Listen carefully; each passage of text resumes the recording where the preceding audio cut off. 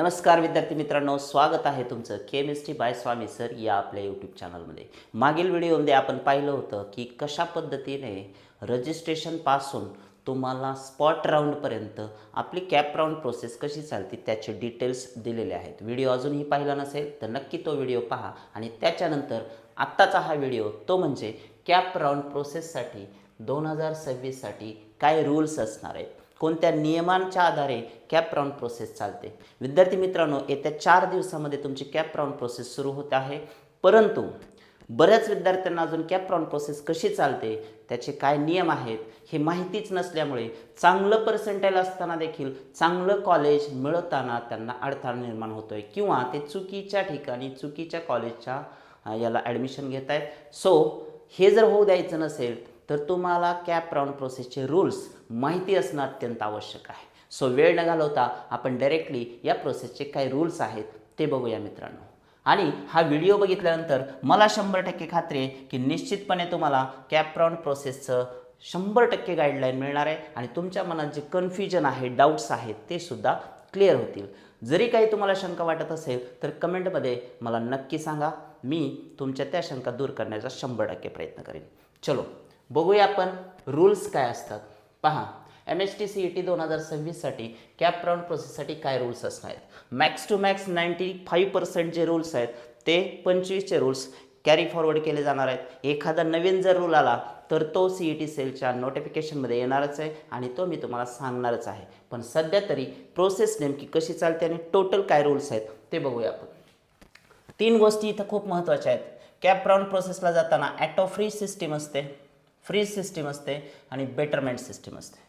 आता पहा, मी इथं एक एक्झाम्पल म्हणून तुम्हाला काय केलेलं आहे, कॅप राऊंड 1ची लिस्ट दाखवली, कॉलेजची सॅम्पल लिस्ट, की अशा पद्धतीने सपोज तुम्ही कॉलेज भरताय किंवा कॅप 2मध्ये तुम्ही या पद्धतीने लिस्ट अरेंज केलेली, कॅप 3मध्ये अशी असेल, कॅप 4मध्ये तुम्ही जी कॉलेज लिस्ट भरताय एक सॅम्पल म्हणून मी इथं फक्त मेन्शन केलेलं आहे, ज्याचा वापर आपण रूल्स समजून घेण्यासाठी करणार आहोत।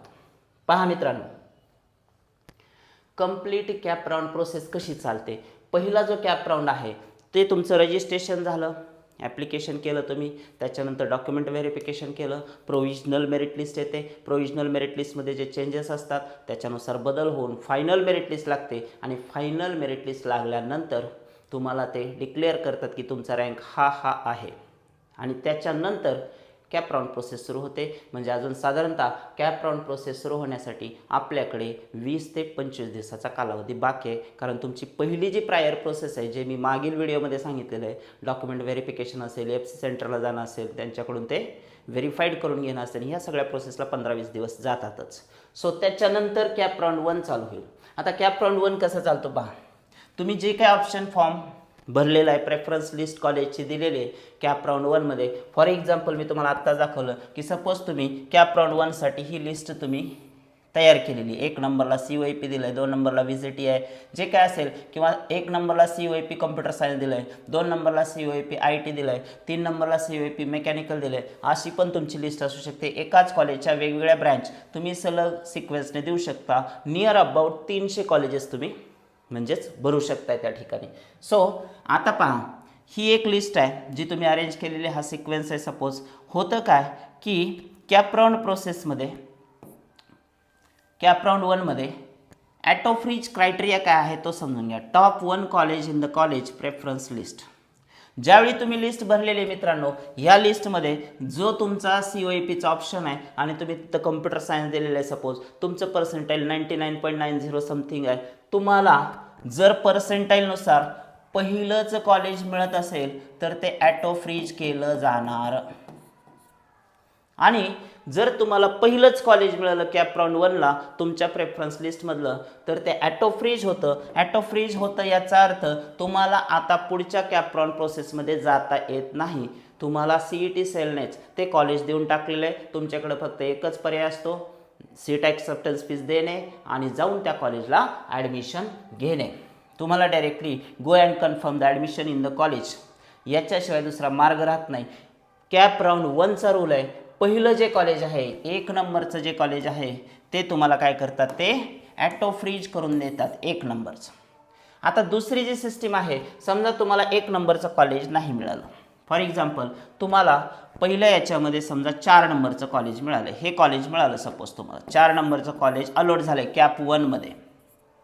आता तुम्हाला काय वाटतंय की मी जर कॅप राऊंड 2 साठी थांबलो, दुसऱ्या राऊंडसाठी जर मी गेलो तर मला PICTच्या ऐवजी WCE म्हणजे Walchand college of engineering Sangli मिळू शकतं, कारण ते बेटर कॉलेज आहे PICT पेक्षा. असं जर तुम्हाला वाटत असेल 3 नंबरचं कॉलेज मिळेल किंवा 2 नंबरचं कॉलेज मिळेल किंवा 1 नंबरचं कॉलेज, म्हणजे याच्या वरचं कॉलेज तुम्हाला मिळण्याची अपेक्षा आहे कॅप 2-3 मध्ये.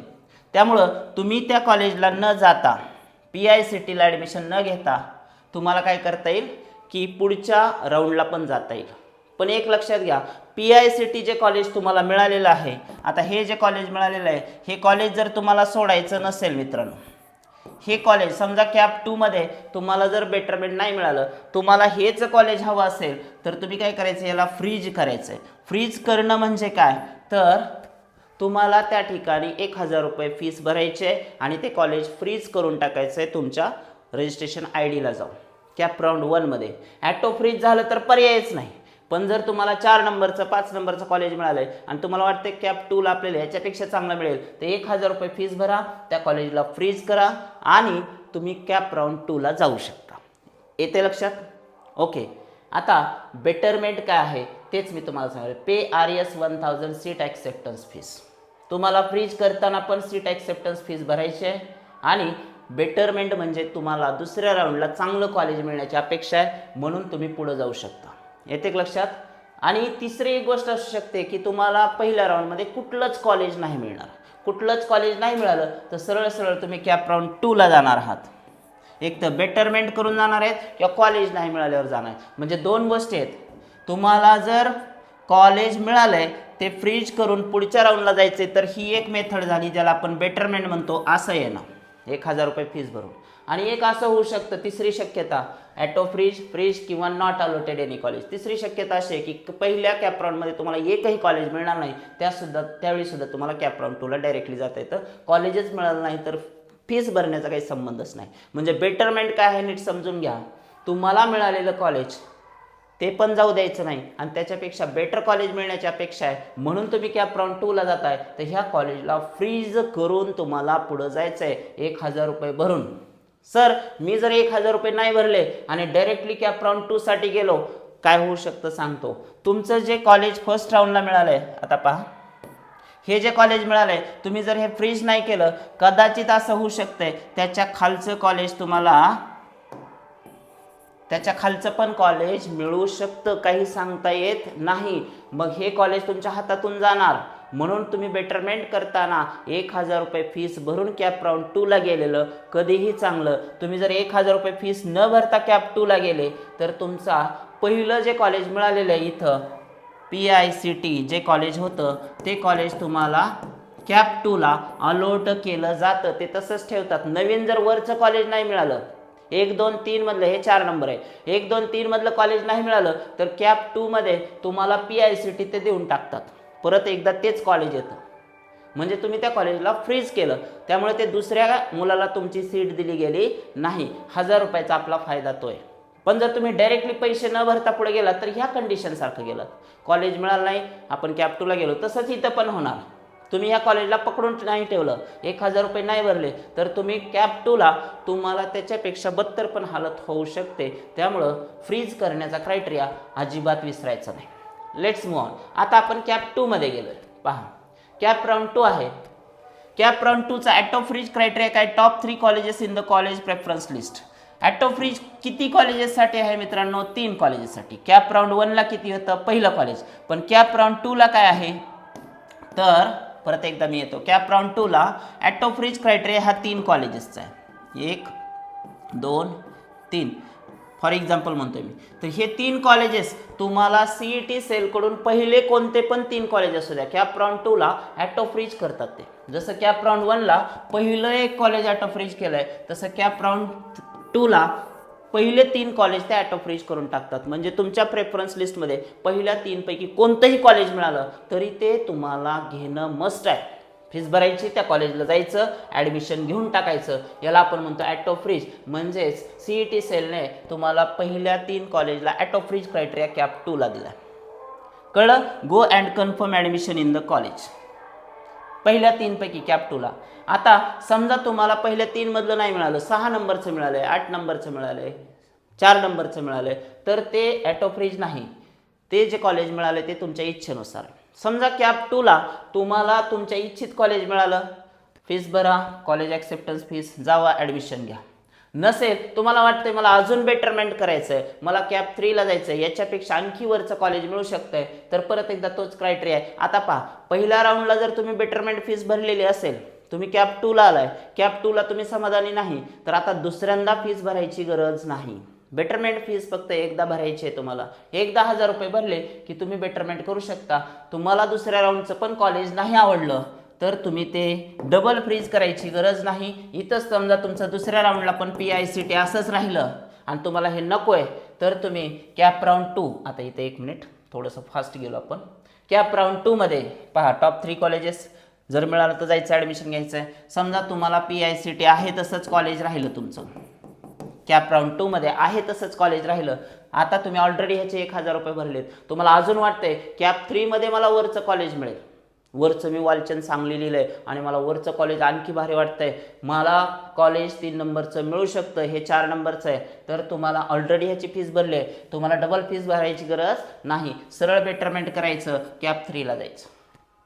अजून एक होऊ शकतं, कॅप राऊंड 2 मध्ये पण तुम्हाला एखादा पण कॉलेज नाही मिळालं तर डायरेक्टली तुम्हाला काय करता येईल, कॅप 3ला जाता येईल. No doubt. कॉलेजच नाही मिळालं तर बेटरमेंटची फीस भरायची गरज नाही. बेटरमेंट क्रायटेरिया नीट समजून घ्या. तुम्हाला मिळालेलं कॉलेज त्याच्यात तुम्ही समाधानी नाही, तुम्हाला पुढच्या राऊंडला जायचं आहे, तर 2 प्रकारे जाता येतं. एक फ्रीज करून आणि दुसरी गोष्ट विदाऊट फ्रीज. विदाऊट फ्रीज गेलात तर कॅप 3 कॅप 4 मध्ये आहे ते कॉलेज निघून जाण्याचे चान्सेस असतात. ते कॉलेज राहीलच याची गॅरंटी नाही, पण फ्रीज केलं तर ते कॉलेज तुम्हाला कॅप 3ला सुद्धा राहतं. Let's move on to the cap 3. आता पहा, आपण कॅप 3 मध्ये आलोय. कॅप राऊंड 3 मध्ये तुम्हाला पहिले 6 कॉलेज जे आहेत, फर्स्ट 6 कॉलेज ते ॲटो फ्रीज होतात. नाही सर कळलं. पहा, कॅप 3 मध्ये आता हे कॅप 3 ही तुमची लिस्ट आहे. तर कॅप 3चा रूल काय की पहिले 6 कॉलेज 1 2 3 4 5 6 हे ॲटो फ्रीज मध्ये येतात. पहिल्या 6 पैकी जर एखादं कॉलेज तुम्हाला मिळालं कॅप 3ला तर ते तुम्हाला घ्यावंच लागतं. कॅप 3 साठी ॲटो फ्रीजचा क्रायटेरिया आहे पहिले 6 कॉलेज जे की ॲटो फ्रीजमध्ये येतात. कॅप 2 साठी पहिले 3 कॉलेज, कॅप 1 साठी पहिलं 1 कॉलेज जे ॲटो फ्रीज सिस्टीम जी तुम्हाला CET सेलद्वारे दिली जाते. कॅप 3 मध्ये तुम्हाला पहिले 6 कॉलेज त्याच्यातलं जर मिळालं तर जायचं आहे, ॲडमिशन घ्यायचं आहे. एवढाच तुमच्याकडे पर्याय आहे, दुसरा पर्याय तुमच्याकडे नाही. येते लक्षात. आता समजा कॅप 3 4 कॅप राऊंड आहेत आपल्याकडे. कॅप 3ला पण तुम्हाला बेटरमेंट नाही मिळालं, वरचं कॉलेज नाही मिळालं, तुम्हाला वाटतंय सर मला पुढे जायचं आहे, तुम्ही ऑलरेडी 1000 भरलेले आहेत, तुम्ही परत बेटरमेंट करू शकता. तुम्ही परत बेटरमेंट करू शकता, डबल फीस भरायची गरज नाही, कॅप 4ला जाऊ शकता. येते एक लक्षात.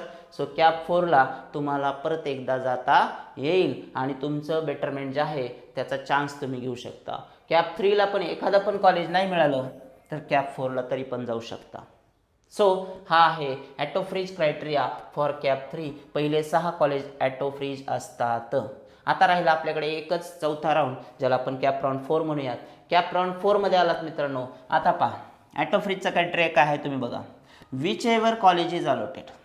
आता ऑलरेडी कॅप राऊंड एकूण 4च आहेत.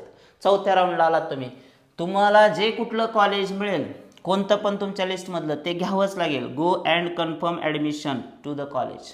एकच तुमच्याकडे मार्ग आहे, जायचं आहे आणि कॉलेजला ॲडमिशन घ्यायचं आहे. समजा तुम्हाला एक पण कॉलेज नाही मिळालं तर आता कॅप राऊंड प्रोसेस संपलेली आहे. तुमच्याकडं स्पॉट राऊंड बाकी आहे, इन्स्टिट्यूशनल लेवल राऊंड बाकी आहे. या राऊंडला मात्र कुठल्याही प्रकारच्या स्कॉलरशिप नसतात, कुठल्याही प्रकारचे रिझर्वेशन बेनिफिट नसतात. तुम्हाला कॉलेजच्या ज्या काही फीस आहेत गव्हर्नमेंटद्वारे त्यांना ऑथेंटिकेशन दिलं गेलेलं आहे. दुप्पट घ्या, तिप्पट घ्या, चारपट घ्या, जे काही त्यांचे रूल्स आहेत त्याच्यानुसार तुम्हाला फीस भरावी लागते. किंवा मॅनेजमेंट कोटामधून जाणार असाल तर मॅनेजमेंट कोटाचे त्यांचे जे काही डोनेशन्स आहेत ते पण तुम्हाला भरावे लागतात. सो जी सेंट्रलाइज ॲडमिशन प्रोसेस आहे तुमची कॅप राऊंड प्रोसेस ज्याला म्हणतो आपण, त्या प्रोसेसमधून जर तुम्ही गेलात तर बेटर वे तुमच्याकडे जे आर्थिक तुमचा विषय आहे ते बर्डन मात्र फार कमी होणार आहे तुमच्यावरचं. त्यामुळे याच्याकडे लक्ष द्या. एकूण 4 कॅप राऊंड आहेत. 4 कॅप राऊंडमध्ये कॅप राऊंड 4मध्ये तुम्हाला जे कॉलेज देईल ते घ्यावंच लागते. सगळ्यात महत्त्वाचा रूल ॲटो फ्रीजचा लक्षात ठेवा. पहिल्या कॅप राऊंडला पहिलं कॉलेज ॲटो फ्रीज होतं, दुसऱ्या कॅप राऊंडला पहिले 3 कॉलेज ॲटो फ्रीज होतात आणि तिसऱ्या कॅप राऊंडला पहिले 6 कॉलेज ॲटो फ्रीज होतात. त्याच्यातलं जर मिळालं तर जाऊन तुम्हाला घ्यावंच लागतं. सरळ सरळ तुम्ही त्या कॅप राऊंड प्रोसेसमधून आउट होता. आणि जर त्याच्यापेक्षा खालचं कॉलेज मिळालेलं असेल तर तुम्ही 1000 रुपये फीस भरून त्या कॉलेजला फ्रीज करून पुढं गेलेलं कधीही चांगलं, कारण रिस्क नाही घ्यायची. एका वेळी तुमच्या हातात एकच कॉलेज राहणार आहे, एकापेक्षा जास्त कॉलेज राहत नाहीत. जर तुम्ही विदाऊट फ्रीज गेलात तर तुमच्याकडे एक रिस्क आहे, पहिलं कॉलेज जाऊ शकतं, दुसरं त्याच्यापेक्षा आणखी लो लेवलचं कॉलेज मिळू शकतं. मग हे जर होऊ द्यायचं नसेल तर आपण 1000 रुपये फीस भरून फ्रीज करणं आणि नंतर बेटरमेंट करणं हे कधीही चांगलं आहे. ओके, सो तुम्हाला अपेक्षा आहे की या व्हिडिओमधून सगळे रूल्स समजलेले असतील. तरी पण जर काही तुमच्या शंका या सेंट्रलाइज ॲडमिशन प्रोसेसबद्दल असतील तर मला नक्की कमेंट बॉक्समध्ये सांगा. आणि अशाच माहितीपूर्ण इन्फॉर्मेटिव्ह व्हिडिओजसाठी आपल्या चॅनलला अजून पण तुम्ही जर लाईक केलेलं नसेल, सबस्क्राईब केलं नसेल तर करून ठेवा. विशेष म्हणजे बेल आयकॉनला क्लिक करायला अजिबात विसरू नका मित्रांनो, कारण डेली अपडेट्स तुमच्या ॲडमिशन प्रोसेस संदर्भात आपल्या या चॅनलवरती मी देत असतो. माहिती कशी वाटली ते पण मला कमेंटमध्ये सांगा. तुमच्या इतर मित्रमैत्रिणींना देखील हा व्हिडिओ जरूर पाठवा. भेटूया एका नवीन व्हिडिओमध्ये कॅप राऊंड प्रोसेसच्या एका नवीन माहितीसाठी. धन्यवाद.